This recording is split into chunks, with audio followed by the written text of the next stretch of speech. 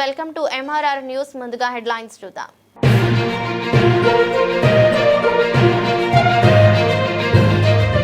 యుద్ధ పరిస్థితుల ప్రభావంతో తెలంగాణ రాష్ట్రంలో పెట్రోల్ డీజిల్ గ్యాస్ సంక్షోభం. పెట్రోల్ డీజిల్ గ్యాస్ కొరతతో ప్రజల ఇబ్బందులు.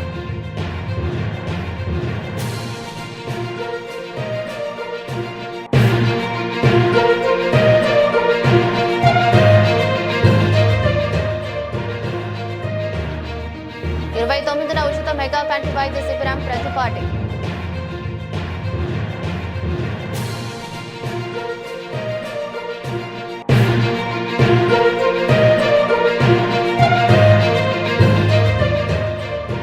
పల్నాడు జిల్లా నరసరావుపేట పోలీసుల వేట. బైక్ స్టంట్స్ చేస్తున్న యువకులు అదుపులోకి తీసుకున్న పోలీసులు.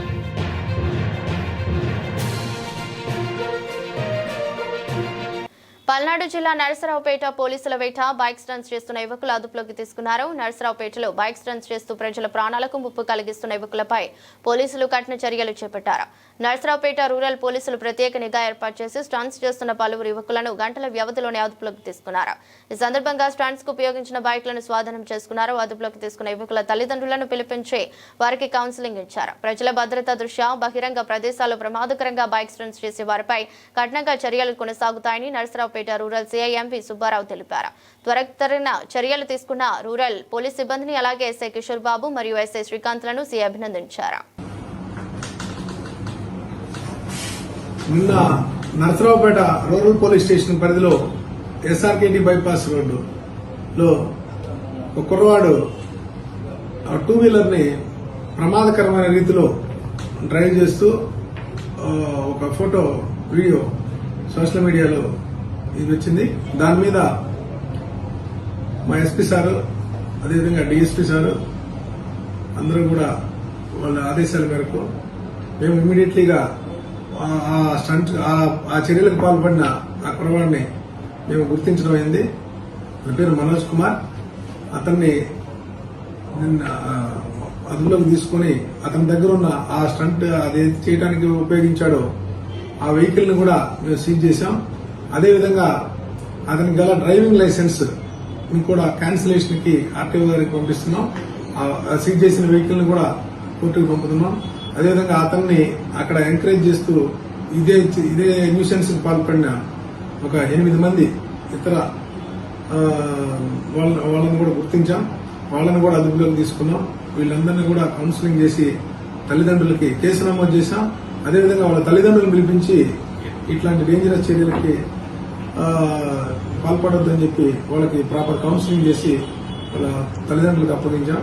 అదేవిధంగా ఈ చుట్టుపక్కల ఎక్కడైనా కానీ బైపాస్ రోడ్ లో కానీ ఎక్కడైనా కానీ ఈ డేంజరస్ యాక్టివిటీస్ కి వెహికల్స్ నడుపుతూ న్యూసెన్స్ కి పాల్పడితే కఠిన చర్య తీసుకుంటాం.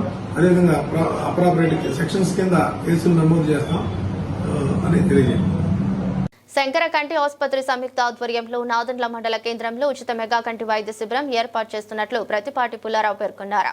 వైద్య శిబిరం ప్రచార పత్రాలను ఆవిష్కరించిన ప్రతిపాటి కంటి సంబంధిత సమస్యలతో బాధపడే ప్రతి ఒక్కరూ ఈ నెల 29న ప్రతిపాటి ఫౌండేషన్ ఆధ్వర్యంలో శంకర కంటి ఆసుపత్రి వారి వైద్య సహకారంతో ఉచిత మెగా కంటి వైద్య శిబిరాన్ని సద్వినియోగం చేసుకోవాలని మాజీ మంత్రి చిలకలూరిపేట శాసనసభ్యులు ప్రతిపాటి పుల్లారావు పిలుపునిచ్చారు. ప్రతిపాటి ఫౌండేషన్ ఎన్నో ఏళ్ల నుంచి నిర్వహిస్తున్న సామాజిక సేవా కార్యక్రమాల్లో భాగంగా ప్రజారోగ్య పరిరక్షణ లక్ష్యంగా నాదెండ్ల మండల కేంద్రంలోని పార్వతీ పరమేశ్వరుల కళ్యాణ మండపంలో ఆదివారం నాడు నిర్వహిస్తున్న ఉచిత మెగా కంటి వైద్య శిబిరాన్ని తమ కోసం ఏర్పాటు చేసినట్లు ప్రజలు భావించాలని సూచించారు. మంగళవారం ఆయన ఉచిత కంటి వైద్య శిబిరానికి సంబంధించిన ప్రచార పత్రాలను ప్రతిపాటి ఫౌండేషన్ నిర్వాహకులతో కలిసి ఆవిష్కరించారు. అనంతరం మాట్లాడుతూ నియోజకవర్గ ప్రజలతో పాటు చుట్టుపక్కల నియోజకవర్గాల వారు ఉచిత కంటి వైద్య శిబిరానికి భారీ సంఖ్యలో తరలివచ్చి తమ కంటి సమస్యలకు నాణ్యమైన ఉచిత వైద్య సేవల్ని పొందాలని కోరారు. ఆదివారం ఉదయం 9 గంటల నుంచి సాయంత్రం 4 గంటల వరకు శంకర నేత్రాలయ వైద్య సిబ్బంది ప్రజలకు తమ సేవలు అందిస్తోందని, ప్రతిపాటి ఫౌండేషన్ నిర్వాహకులు ఉచిత మెగా వైద్య శిబిరానికి సంబంధించి రోగులకు ఎలాంటి సౌకర్యాలు లేకుండా అన్ని ఏర్పాట్లు చేస్తున్నట్టు ఆయన చెప్పారు. కార్యక్రమంలో టీడీపీ సమన్వయకర్త Nelluri Sadasivarao, market yard chairman Shaik Karimulla, మండల అధ్యక్షులు కామినేని సాయిబాబు, పట్న ప్రధాన కార్యదర్శి మధుమాల రవి, టీడీపీ నాయకులు Kancherla Srinivasarao, market yard vice chairman Pilli Koteswararao, Kandimalla Raghurama Rao, ఈ ఊరి బ్రహ్మానందం, టీడీపీ నాయకులు పాల్గొన్నారు. 29/3/2026 శంకర్ నేత్రాలయం ప్రతిపాటి ఫౌండేషన్ ఆధ్వర్యంలో నాదెండ్ల మండల హెడ్ క్వార్టర్లో కంటి వైద్య శిబిరాన్ని ఏర్పాటు చేయడం జరుగుతుంది. శంకర్ కంటి ఆసుపత్రి వారి ఆధ్వర్యంలో కంటి సమస్య ఉన్నటువంటి వాళ్ళు అన్నీ ఉచితంగా చేయబడుతున్నాయి కాబట్టి కంటి సమస్య ఉన్న, కంటికి ఎటువంటి అనారోగ్యం ఉన్న ఈ యొక్క అవకాశాన్ని నాదెండ్ల మండల హెడ్ క్వార్టర్లో పార్వతీ పరమేశ్వర కళ్యాణ మండపం నందు ఉదయం 9 గంటల నుంచి ఎవరికి కంటి ఆపరేషన్ అవసరం ఉన్నా ఉచితంగా కంటి ఆపరేషన్ కూడా చేయబడుతుంది. కాబట్టి కంటికి సంబంధించి ఎటువంటి ఇబ్బందులు ఉన్నా ఈ యొక్క కంటి వైద్య శిబిరాన్ని సద్వినియోగం చేసుకోవాల్సిందిగా కోరుతూ ఉన్నాము. ఎందుకంటే ఇది శంకర్ కంటి హాస్పిటల్ అంటే ఈరోజు రాష్ట్రంలో, దేశంలో ది బెస్ట్ హాస్పిటల్. కంటికి సంబంధించి ఎక్కడ కూడా ఇబ్బందులు లేకుండా, ఎటువంటి సమస్య లేకుండా వారు ఏ ట్రీట్మెంట్ ఇచ్చినా ది సమస్య అనేటువంటిది ఎక్కడ ఇంతవరకు కాలేదు. అటువంటి మంచి హాస్పిటల్ శంకర్ కంటి హాస్పిటల్ వారి ఆధ్వర్యంలో ఈ యొక్క శిబిరాన్ని ఏర్పాటు చేయడం జరుగుతుంది. కాబట్టి దీన్ని నాదెండ్ల మండలంలో ఏర్పాటు చేశాం. ఈ నియోజకవర్గంలో ఎవరైనా నాదెండ్ల వచ్చి ఈ అవకాశాన్ని సద్వినియోగం చేసుకోమని కోరుతా ఉన్నాను. పల్నాడు జిల్లా నరసరావుపేట పట్టణంలోని భారతీయ జనతా యువ మోర్చా పల్నాడు జిల్లా వారి ఆధ్వర్యంలో జాబ్ క్యాలెండర్ రిలీజ్ చేసిన కూటమి ప్రభుత్వానికి ధన్యవాదాలు తెలియజేస్తూ నరసరావుపేటలోని శ్రీహరిణి అకాడమీలో కేక్ కటింగ్ నిర్వహించారు. కార్యక్రమానికి ముఖ్య అతిథిగా ఆంధ్రప్రదేశ్ రాష్ట్ర భారతీయ జనతా యువ మోర్చా జనరల్ సెక్రటరీ అజేష్ యాదవ్ పాల్గొన్నారు. పల్నాడు జిల్లా భారతీయ జనతా పార్టీ అధ్యక్షులు ఏలూరు శశికుమార్, పల్నాడు జిల్లా భారతీయ జనతా యువ మోర్చా అధ్యక్షులు పులిగొజ్జే మహేష్, రాష్ట్ర సోషల్ మీడియా కన్వీనర్ వంశీ పాల్గొన్నారు. విద్యార్థులందరికీ కూడా చాలా ఆనందకరమైన రోజు. కారణం ఏమిటి అంటే కూటమి ప్రభుత్వం అధికారంలోకి వచ్చిన వెంటనే జాబ్ క్యాలెండర్ రిలీజ్ చేస్తున్న మాటలో భాగంగా జాబ్ క్యాలెండర్ రిలీజ్ చేయడం జరిగింది. గతంలో ప్రతిపక్ష కూటమి ప్రభుత్వం, ఇప్పుడు కూటమిలో ఉన్నటువంటి భారతీయ జనతా యువ మోర్చా కార్యకర్తలు ఆనాడు ప్రతిపక్షంలో ఉండి వైఎస్ జగన్మోహన్ రెడ్డి నాయకత్వంలోని వైసీపీ గవర్నమెంట్ లో జాబ్ క్యాలెండర్ ఇస్తారని మాట తప్పిన సందర్భంగా మేము ఎన్నో ఉద్యమాలు పోరాటాలు చేసి విజయవాడలో ఆమరణ నిరాహార దీక్ష కూడా చేసి అన్ని ఉద్యమాలు చేయడం జరిగింది. ఈనాడు జాబ్ క్యాలెండర్ రిలీజ్ చేయాలి, విద్యార్థులందరూ కూడా అందరికీ ఉద్యోగ అవకాశాలు రావాలని ఆనాడు భారతీయ జనతా యువ మోర్చా కలిగిన కళ, పోరాడిన విధానం అన్ని కూడా ఈ రోజు కూటమి ప్రభుత్వంలో ఆ కళలు సాకారమైన సందర్భంగా ఈ విద్యార్థులందరితో కూడా కేక్ కట్ చేసుకుని ఆనందాన్ని సెలబ్రేట్ చేసుకోవడం జరిగింది. ఈ విషయాన్ని ఉద్దేశించి భారతీయ జనతా యువ మోర్చా రాష్ట్ర ప్రధాన కార్యదర్శి శ్రీ అజేష్ యాదవ్ గారిని మాట్లాడాల్సిందిగా. నమస్కారం. ముందుగా మీడియా మిత్రులకు మరియు ఇక్కడ ఇచ్చేసినటువంటి భారతీయ జనతా పార్టీ జిల్లా అధ్యక్షులు శశి గారికి మరియు భారతీయ జనతా పార్టీ యువ మోర్చా నాయకులందరికీ కూడా నమస్తే. ఈరోజు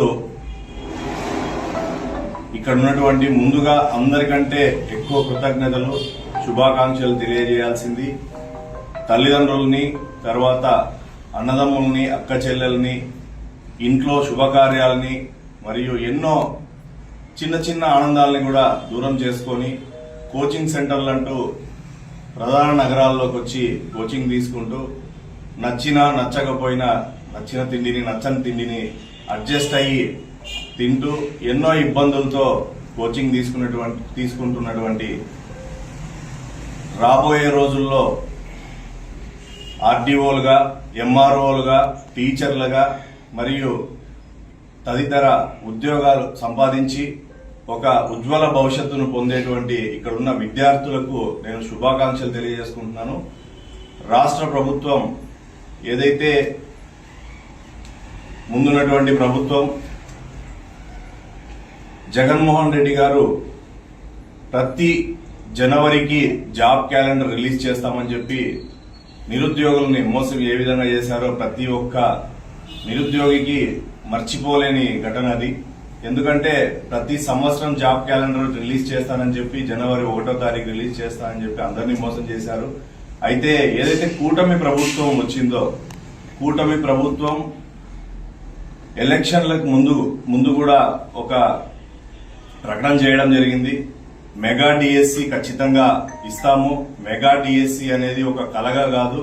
జగన్మోహన్ రెడ్డి లాగా మోసపూరిత మాటలు మాట్లాడకుండా ఖచ్చితమైన ఒక నోటిఫికేషన్ ని రిలీజ్ చేస్తామని చెప్పింది. చెప్పిన వెంటనే ఖచ్చితంగా 6 నెలలకు మెగా డిఎస్సిని రిలీజ్ చేసి దాదాపు ఎంతో మంది విద్యార్థులకు ఒక భవిష్యత్తుని ఈ రోజు ఇచ్చిన ఈ ఎన్డీఏ ప్రభుత్వానికి, ఎన్డీఏ కూటమి ప్రభుత్వానికి మరియు చంద్రబాబు నాయుడు గారికి, పవన్ కళ్యాణ్ గారికి, భారతీయ జనతా పార్టీ రాష్ట్ర అధ్యక్షులు శ్రీ పివిఎన్ మాధవ్ గారికి, విద్యాశాఖ మంత్రులు, తర్వాత అందరికీ కూడా కృతజ్ఞత తెలియజేస్తా ఉన్నాము.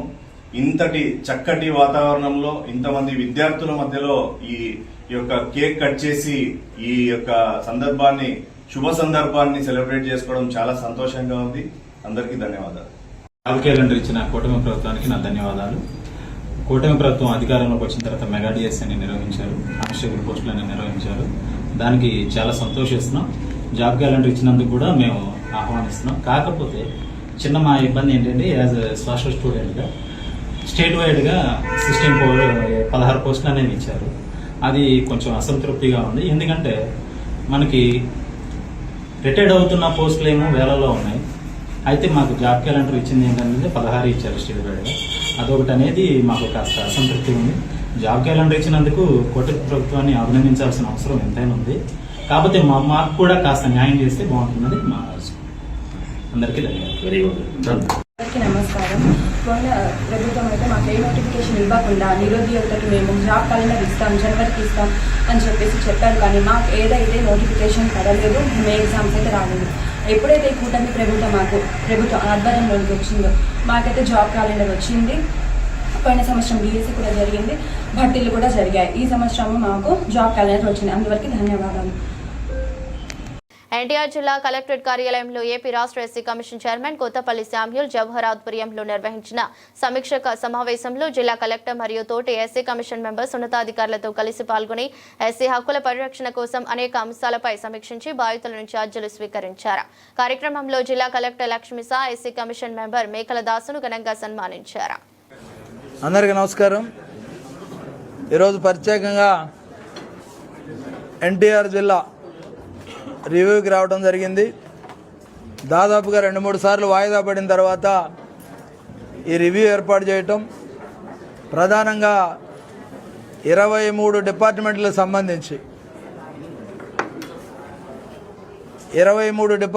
సంబంధించి వెల్ఫేర్ స్కీమ్స్, వాటి అమలు తీరు, ఆ అమలు తీరులో వచ్చినటువంటి అడ్డంకులు, రూల్ ఆఫ్ రిజర్వేషన్ సంబంధించి, అదేవిధంగా ఏదైతే ఈ జిల్లాలో పనిచేస్తున్నటువంటి వ్యక్తుల యొక్క రూల్ ఆఫ్ రిజర్వేషన్ అంతా కూడా తీసుకోవడం జరిగింది. ప్రధానంగా పోలీస్ డిపార్ట్మెంటు, అదేవిధంగా రెవెన్యూ డిపార్ట్మెంట్లు పెండింగ్ ఏదైతే ఉన్నాయో పెండింగ్ అంతా కూడా అధికారులకు తెలియజేసి త్వరితగతిన వాటిని అడ్రస్ చేసి ఏ విధంగా సమస్యలు పరిష్కారం చేయాలనే దాని మీద కూడా ఈ కమిషన్ వారికి తెలియజేయడం జరిగింది. ప్రధానంగా ఈ జిల్లాలో మొత్తంగా అట్రాసిటీస్కి సంబంధించి 51 కేసులు పెండింగ్లో ఉన్నాయి. అదేవిధంగా ల్యాండ్ సంబంధించి 33, సర్వీస్ మ్యాటర్స్ 29, జనరల్ 45, అదేవిధంగా మొత్తంగా 158 పెండింగ్ అనేవి ఉన్నాయి. ఎక్కువగా ఎన్టీఆర్ జిల్లాలో విజయవాడ డివిజన్లోనే దాదాపుగా 27 అట్రాసిటీ కేసెస్ పెండింగ్ ఉన్నాయి. అంటే రికార్డ్ అయినవి కొన్ని ఉన్నాయి, ఇవి రికార్డ్ చేయట్లేదు, మాకు అట్రాసిటీ జరిగిందని క్లెయిమ్ చేసుకొని అర్జీలు మాకు ఇచ్చినటువంటి వాటిని బేస్ చేసుకొని ఈరోజు రివ్యూ చేయడం జరిగింది. అధికారులందరినీ సహకరించమని కోరుతా ఉన్నాం. ఎందుకంటే అట్టడుగు వర్గాలుగా ఉన్న వాళ్ళు అప్లిఫ్ట్ అయితే తప్ప ఈ సమాజ అభివృద్ధి నిర్మాణం అనేది జరగదు. దానిలో భాగంగా విద్యకు కానీ, వైద్యానికి కానీ, అభివృద్ధికి కానీ ఇవన్నీ కూడా నోచుకోవాలంటే అధికారుల యొక్క సహకారం కావాలి. దానికోసం అధికారులందరినీ కూడా కోరాం. వారందరూ కూడా సానుకూలంగా స్పందించారు. పెండింగ్ అనేది లేకుండా, ఎందుకంటే గౌరవ కలెక్టర్ గారు ప్రొయాక్టివ్గా ఉండి ఇక్కడ సిపి గారితో కానీ వాళ్ళని కూడా కోఆర్డినేట్ చేసుకొని ఏదైతే ఈ జిల్లాలో అట్రాసిటీస్ లేకుండా ఉండడానికి, జీరో అట్రాసిటీస్ లేకుండా ఉండడానికి వచ్చే సంవత్సరాంతానికి, ఎందుకంటే ఆ విధంగా చేస్తారని వారిని అందరిని కోరటం జరిగింది. అదేవిధంగా అగ్రికల్చర్ కానీ, దాంతోపాటు నేషనల్ లైఫ్ స్టాక్ మిషన్ కానీ, దాంతోపాటు ఎలక్ట్రిసిటీ డిపార్ట్మెంట్ కానీ, ఏదైతే వ్యవసాయ బోర్లు సంబంధించి కానీ, వీటన్నిటి మీదుగా తరచుగా వాళ్ళందరినీ కూడా ప్రశ్నించడం, అదేవిధంగా రివ్యూ చేయటం, దాంతోపాటుగా లబ్ధిదారులను ఆదుకునే విధంగా కూడా చర్యలు తీసుకోమని చెప్పడం జరిగింది. అందరూ కూడా సానుకూలంగా స్పందించారు. మంచి రివ్యూ ఈ జిల్లాలో చేశాం. రాబోయే రోజుల్లో ఈ జిల్లాలో సమసమాజ నిర్మాణం, సామాజిక న్యాయం, ఆర్థిక అభివృద్ధి అన్నీ కూడా జరుగుతాయని ఆశపడతా ఉన్నాం. సరే, ఇప్పుడు మతం అనే దానికి ఇప్పుడు భారతదేశంలోనే అత్యంత ప్రాముఖ్యత కలిగినటువంటి అంశంగా ఈరోజు మతం ఉన్నది. సుప్రీంకోర్టు ఏదైతే ఇచ్చిందో దాన్ని గౌరవించాల్సిందే. ఎందుకంటే అత్యున్నత న్యాయస్థానం కనుక ఆరాధన క్రమాల్లో రకరకాలుగా ఉంటాయి. మతం అనేది విచిత్రంగా ఏంటంటే కాంట్రవర్సీకి వెళ్లకుండా ఆలోచన చేస్తే ఎవరు ఇష్టమైనది వాళ్ళు మతాన్ని ఎంచుకుంటారు. అయితే ఈ రిజర్వేషన్కి మతాన్ని ముడిపెట్టిన సందర్భంలో సుప్రీంకోర్టు ఇచ్చినటువంటి గైడ్లైన్స్ను అందరం కూడా ఆమోదించాలి, అనుమతించాలి. రాజకీయాలకి వర్తించడానికి రాజకీయాలను ఎలా విడదీస్తాం మతం నుంచి? రిజర్వేషన్లు కూడా విడదీయలేం కదా. ఇప్పుడు రిజర్వేషన్ క్రైటీరియా అనేది ఆడ ఎస్సీయా, బీసీయా, లేకపోతే క్రిస్టియనా, హిందువా, ముస్లిమా, ఇవన్నీ కూడా ఆరాధన క్రమాల్లో కానీ వాడు అనుసరించిన విధానంలో కానీ ఉంటుంది. ఇప్పుడు పర్టికులర్గా మనం బాప్తిసం తీసుకొని చర్చికి వెళ్ళో చర్చ్ మెంబర్ అయితే క్రిస్టియన్ అని చెప్తారు. అలా కాకుండా లోపల దండం, ఏ దేవుడికి దండం పెట్టుకున్నారు మీరేం తెలుసు, నాకేం తెలుస్తుంది. కాబట్టి అది వాళ్ళ ఇష్టం. దాన్ని బేస్ చేసుకుని సుప్రీంకోర్టు ఏదైతే ఇచ్చిందో ఆ తీర్పుని గౌరవించాల్సిందే. ఇంకా ఇక్కడ ఎస్సీ కమిషన్కి ఏంటంటే 15% ఉన్నటువంటి రిజర్వేషన్లు సామాజిక అంశాల్లో కానీ, ఆర్థిక అంశాల్లో కానీ, రక్షణ అంశాల్లో కానీ వాళ్ళకి అమలు అవుతున్నాయా లేదనేదే ఎస్సీ కమిషన్ బాధ్యత. అట్రాసిటీస్ అనేవి ఎక్కడ జరగకూడదు. ఈరోజు వివక్షత అనేది రకరకాల రూపాల్లో వస్తుంది. కొన్ని ఏరియాలోకి వెళ్తే ఎత్తు పెంచి తక్కువ పెంచి ఉంది. తక్కువ పెంచి తక్కువ కులం వాళ్ళు కూర్చోవాలంట, ఎక్కువ పెంచి ఎక్కువ కులం వాళ్ళు కూర్చోవాలంట. కొన్ని చోట్ల అయితే గడ్డాలు చేయడానికి కూడా ఊరిలో అంగీకరించట్లే. ఎస్సీ అయితే ఎస్సీలకు గడ్డాలు కూడా చేయట్లేదు, గడ్డాలు మేసాలు. అది పోవాలి, వివక్షత పోవాలి. ఇంత చదువుకున్నాం, 75 ఏళ్ళు పైన స్వతంత్రం వచ్చింది, రిజర్వేషన్లు అనుభవిస్తున్నాం. ఆ పూర్తి ఫలాలు కింద దాకా వెళ్ళలేదు. ఆ వెళ్ళేటటువంటి క్రమాన్నే మేము పనిచేసే కమిషన్ ఇది. ఎందుకంటే ఎక్కడికైనా వెళ్తాం, గ్రౌండ్ లెవెల్లోకి వెళ్తాం. ఏ సామాన్యుడికి కులపరమైనటువంటి ఇబ్బందులు వస్తే ఖచ్చితంగా అడ్రస్ చేస్తాం, వాళ్ళకి రక్షణగా ఉంటాం. Thank you. అంటే ఏ చట్టమైనా మిస్యూజ్ అవుద్ది. అట్రాసిటీస్ ఒకటే కాదు, అట్రాసిటీస్ మిస్యూజ్ చేసే వాళ్ళకు కూడా మేము కౌన్సిలింగ్ చేస్తూ ఉన్నాం. వాళ్ళకి కూడా మేము గట్టిగా ఎవరైతే అవతల వైపు బాధితులు న్యాయపరంగా ఉన్న వాళ్ళకి రక్షణ కల్పిస్తూ ఉన్నాం. అలా అని చెప్పి వీళ్ళు ఎన్ని కట్టమంటలా, అన్ని అట్రాసిటీస్ కాదు. కానీ అవగాహన లేకుండా ఇప్పుడు చాకిస్తాం, కూరగాయలు కోసుకోవచ్చు, చేపలు కోసుకోవచ్చు, గొంతు కోసుకోవచ్చు. ఈ చట్టం కూడా అదే విధంగా ఉంది. దీన్ని దయచేసి ఇతరుల మీదకి ఎవరు కూడా మిస్యూజ్ చేస్తే నిజంగా అవసరమైన వాళ్ళు కూడా దీన్ని వాడుకోలేరు. నిజంగా అట్రాసిటీస్ కూడా దీన్ని ఇదయ్యే పరిస్థితి ఉంది కనుక దయచేసి ఎవరు కూడా మిస్యూజ్ చేయమని కోరుతా ఉన్నాం. మిస్యూజ్కి మా కమిషన్ సభ్యులతో సహా వచ్చాం. ఎవరం కూడా దాన్ని ఎంటర్టైన్ చేయం, ఎంకరేజ్ చేయం. Right, thank you. Most wanted Maoist Paparao Chhattisgarh పోలీసుల ఎదుట లొంగిపోయారు. దండకారణ్యం నుంచి తుపాకులతో వచ్చిన పాపారావు అతని బృందాన్ని బలగాలు ప్రత్యేక బస్సులో జగదల్పూర్ తరలించాయి. బుధవారం ఉప ముఖ్యమంత్రి సమక్షంలో మొత్తం 18 మంది సభ్యులను మీడియాకు చూపనున్నారు. లొంగిపోయిన వారిలో 7 మహిళలు ఉన్నట్టు తెలుస్తోంది. సుకుమా జిల్లా పుట్టపాడు గ్రామానికి చెందిన పాపారావు గత 25 ఏళ్లుగా మావోయిస్టు పార్టీలో పనిచేస్తున్నారు. అతని భార్య Urmila Pamedu area committee commander గా పనిచేస్తూ జనవరిలో జరిగిన ఎన్కౌంటర్లో మృతి చెందారు.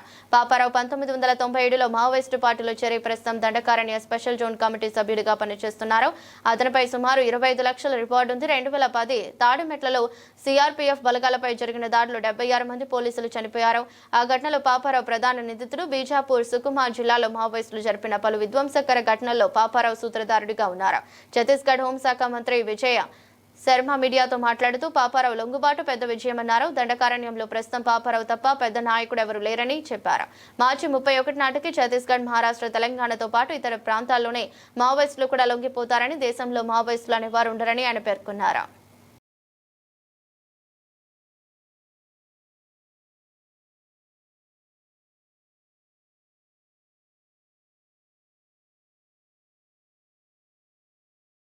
పల్నాడు జిల్లా వినుకొండ నియోజకవర్గంలోని గ్యాస్ సిలిండర్లను బ్లాక్ మార్కెట్లో విక్రయిస్తే తక్షణమే చర్యలు తీసుకుంటామని తెలిపారు. అధికారులకు లేదా అవసరమైతే తమ దృష్టికి తీసుకురావాలని చీఫ్ విప్ వినుకొండ శాసనసభ్యులు జీవి ఆంజనేయులు విజ్ఞప్తి చేశారు. ఎవరైనా భూదందాలు చేసినా వెంటనే ఫిర్యాదు చేయాలని, భూదందాలు చేసి వారిని ఉపేక్షించేది లేదని, కఠిన చర్యలు తీసుకుంటామని తెలిపారు. గ్యాస్ సిలిండర్లు ఎక్కడైనా బ్లాక్ జరిగితే అధికారుల దృష్టికి తీసుకురావాలి, అవసరమైతే నా దృష్టికి కూడా తీసుకురావాలని నేను ప్రజలకు విజ్ఞప్తి చేస్తున్నా. అలాగే భూదందాలు ఎక్కడ ఏదన్నా ఎవరైనా ప్రయత్నం చేస్తే కూడా వెంటనే కంప్లైంట్ ఇవ్వండి, నా దృష్టికి కూడా తీసుకురావాలని కోరుతున్నా. గత వైసీపీ పాలనలాగా భూదందాలు, భూ ఆక్రమణలు జరిగితే ఇక్కడ సహించేది లేదు, ఉపేక్షించేది లేదు. పనిష్మెంట్ చాలా తీవ్రంగా ఉంటుంది. పక్కోడు ఆస్తులు ఆక్రమించుకోవాలనా ఇక్కడ సాధ్యపడదు. ఎన్డీఏ పాలనలో ఇది సాధ్యపడదు. భూములు ఎవరు ఆక్రమించుకున్నారో, దురాక్రమణలు ఎవరు చేశారో అన్ని కూడా భవిష్యత్తులో బయటకు వస్తాయి. పల్నాడు జిల్లా అధ్యక్షులు మాచర్ల మాజీ ఎమ్మెల్యే పిన్నెల్లి రామకృష్ణారెడ్డిని మర్యాదపూర్వకంగా కలిసిన మాదిగ మహాసేన వ్యవస్థాపక అధ్యక్షులు కొరటిపాటి ప్రేమ్ కుమార్.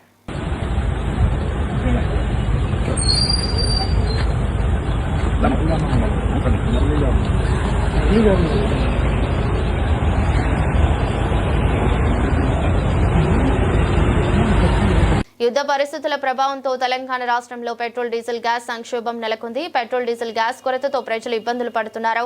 హైదరాబాద్ లో పలు పెట్రోల్ బంకుల వద్ద బారులు తీరుతున్నారు. గంటల తరబడి లైన్లో వేచి చూస్తున్న వాహనదారులు, కిలోమీటర్ల మేర వాహనాల క్యూలు. కొన్ని బంకుల్లో పూర్తిగా నో స్టాక్ బోర్డులు, ధరలు పెరిగే అవకాశం ఉందని ఆందోళనలో ప్రజలున్నారు. గంటల తరబడి క్యూ లైన్లో ఉన్న వాహనదారులతో భారీగా ట్రాఫిక్ జామ్ అయింది.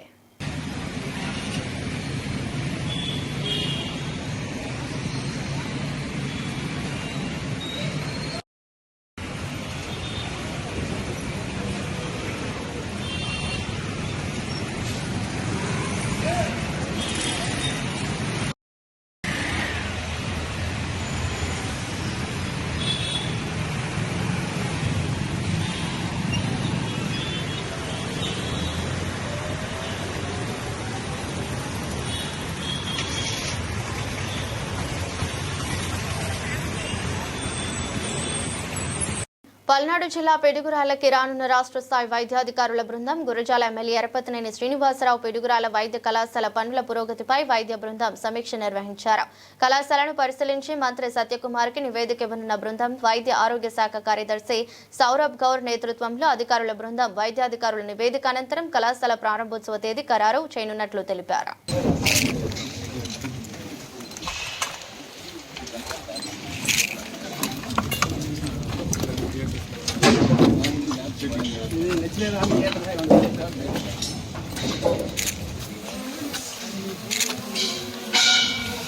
మంగళగిరిలో రామాలయ పునఃప్రతిష్ఠ మహోత్సవంలో మంత్రి నారా లోకేష్ పాల్గొన్నారు. గుంటూరు జిల్లా మంగళగిరి పట్టణం కొప్పురావు కాలనీలో నూతనంగా నిర్వహించిన రామాలయ పునఃప్రతిష్ఠ మహోత్సవంలో ఆంధ్రప్రదేశ్ విద్యా ఐటీ శాఖల మంత్రి నారా లోకేష్ ఉన్నారు. ఈ సందర్భంగా పండితులు వేద మంత్రోచ్చరణల మధ్య హనుమంతుడు, లక్ష్మణుడు, సీతా సమేత శ్రీరాముల వారి విగ్రహాల ప్రతిష్ఠ కార్యక్రమాన్ని ఘనంగా నిర్వహించారు. మంత్రి నారా లోకేష్ ప్రత్యేక పూజల్లో పాల్గొని దేవుని ఆశీర్వాదాలు పొందారు. స్థానిక ప్రజలు భక్తులతో కలిసి మహోత్సవాన్ని భక్తి శ్రద్ధలతో జరుపుకున్నారు. ఆలయ అభివృద్ధికి ప్రభుత్వం సహకారం అందిస్తుందని మంత్రి తెలిపారు.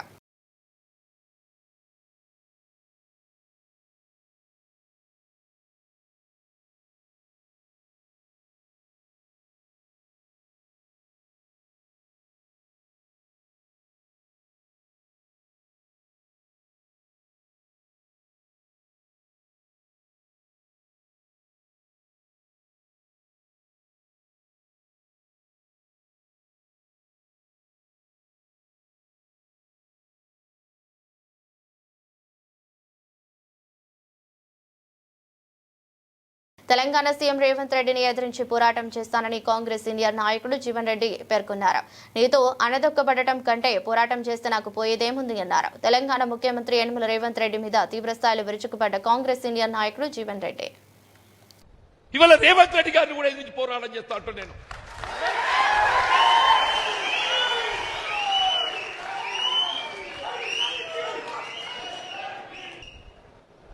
నీతో తొక్కబడుతూ అణగదొక్కబడ్డ దానికంటే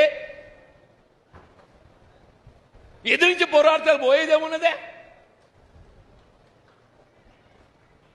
నాకు ఎదిరించి పోయేదేంది అంటూ నేను మనం పోయేదేందని చెప్పర్రా. పోరాడదామా వద్దా చెప్పండి, పోరాడదామా వద్దా? మరి ఇక్కడ అడగదొక్కబడదామా? ఎంతకాలం ఈ అవమానాలు, ఎంతకాలం ఈ అవమానాలు, ఎంతకాలం ఈ మానసిక క్షోభ? అంటే కాంగ్రెస్ పార్టీ నుంచి ఎవడు ఎదగద్దు, కాంగ్రెస్ పార్టీ నుంచి ఎవడు ఎదగద్దు. నీ చెప్పు చేతుల్లో ఉండేటోడు, నీ దయా దాక్షిణ్యాలకు లొంగేటోడు, నీ అడుగులకు అడుగులు ఎత్తటోడు, వాడు మాత్రమే కాంగ్రెస్ పార్టీలు కొనసాగాలి.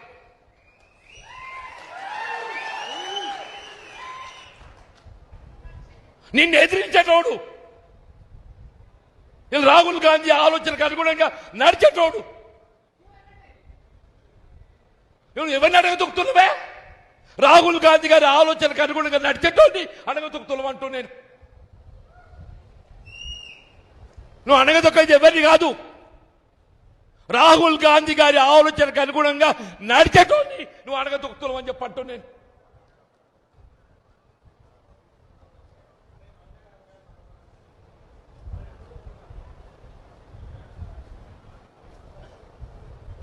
నేను 2.5 సంవత్సరాలు నేను పదవి అడగలేదే, నేను ప్రభుత్వ సలహాదారు అడగలేదు, నిన్ను కార్పొరేట్ చైర్మన్ అడగలే.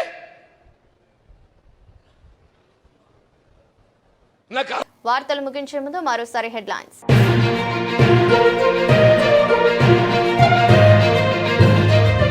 యుద్ధ పరిస్థితుల ప్రభావంతో తెలంగాణ రాష్ట్రంలో పెట్రోల్ డీజిల్ గ్యాస్ సంక్షోభం, పెట్రోల్ డీజిల్ గ్యాస్ కొరతతో ప్రజల ఇబ్బందులు.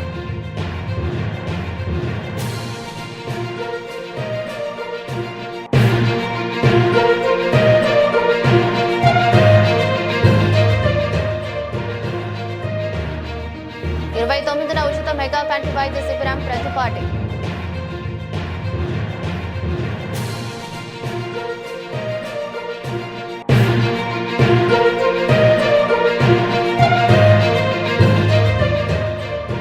పల్నాడు జిల్లా నరసరావుపేట పోలీసుల వేట, బైక్ స్టంట్స్ చేస్తున్న యువకులు అదుపులోకి తీసుకున్న పోలీసులు.